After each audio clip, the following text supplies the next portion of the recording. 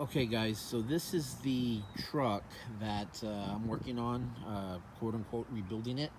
It's a 2002 Z71 Chevy Silverado half ton. It, I bought it in 2007 from a Honda dealership, of all places, okay? And the reason why I bought it is because, again, I bought it in 2007.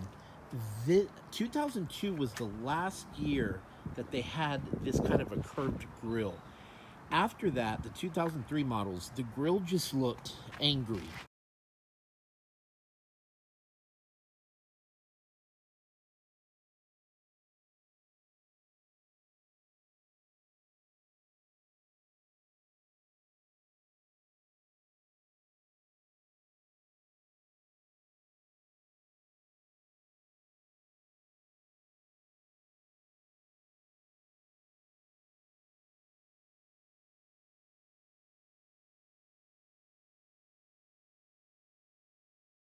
Angry, if that makes sense. I always thought this was a very cool looking grill. It just flowed well. It had nice lines, if you will. Okay, so the reason why I bought it is it met uh, all my wants. It was a navy blue color, which I thought was awesome. It already had an aggressive kind of look to it. It had these custom wheels here. Okay, it had some BF Good wrenches. At the time, I believe they were 31 inches. These are 32s. I've changed the shoes one time on them. It just always looked very clean. It did come with the truck box back here. Okay, uh, obviously an extended cab. Um, Also, I kind of wanted dual exhaust.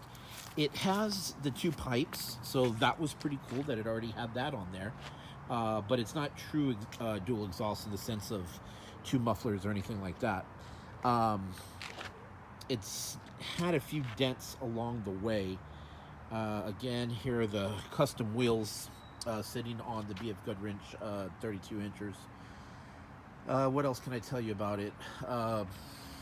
It's the LS package. Um, all very stock. They broke into the car, a few years back. So basically, what I did is I put the new covering on without the key cylinder, so it's just all used by the actuator on the alarm. So continuing with the video, um, what else can I tell you about the truck? Like I said, all pretty stock. Um, the height that you're seeing on this guy right now um, is basically all due to the size of the tires.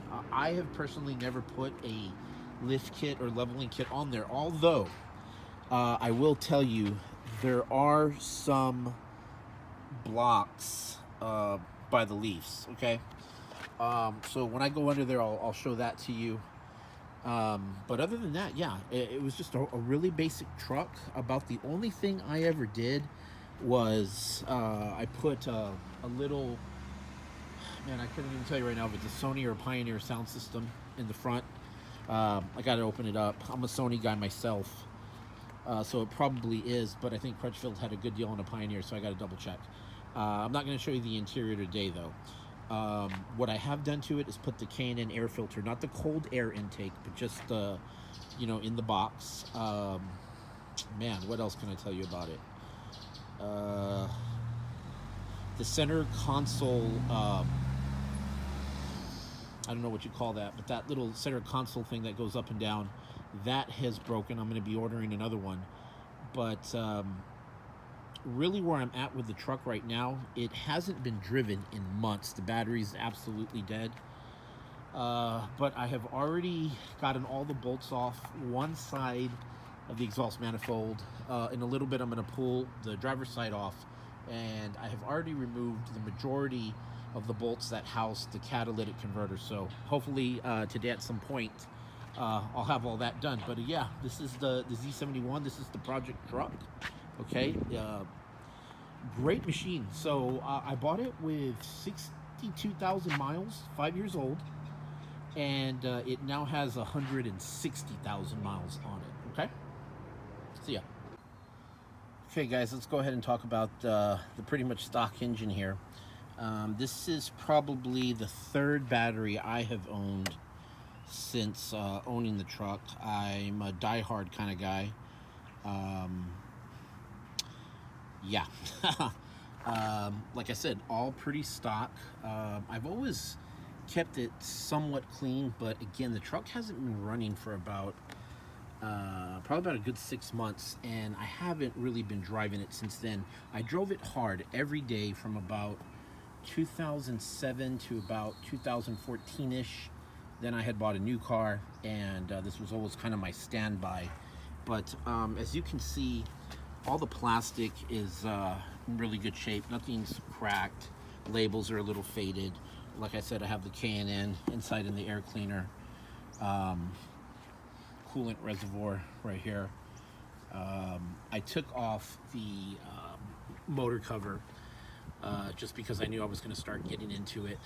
Now, what you'll notice right here is this truck did experience about 2 years ago where I was getting water dripping on the passenger side by the floorboard.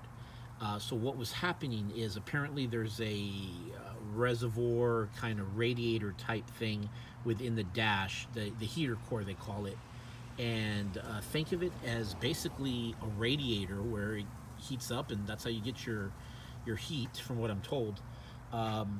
So I didn't want to pull the dash at the time, and I heard it's a very, very big job, long time.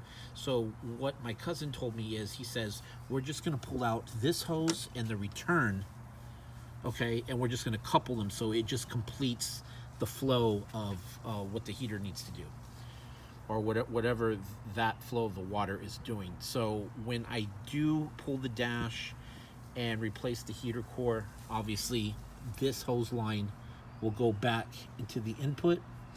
The return right here will go here, and the system will be back in effect. But for the short-term fix, again, all we're doing is just bypassing it, okay? We're bypassing going in through the firewall into the heater core. AC works really well on this truck. I can't really complain about that. And the motor overall is a beast. Very strong truck, sounds good. And probably in 2012, the transmission did go out, and I had that replaced. So there we go.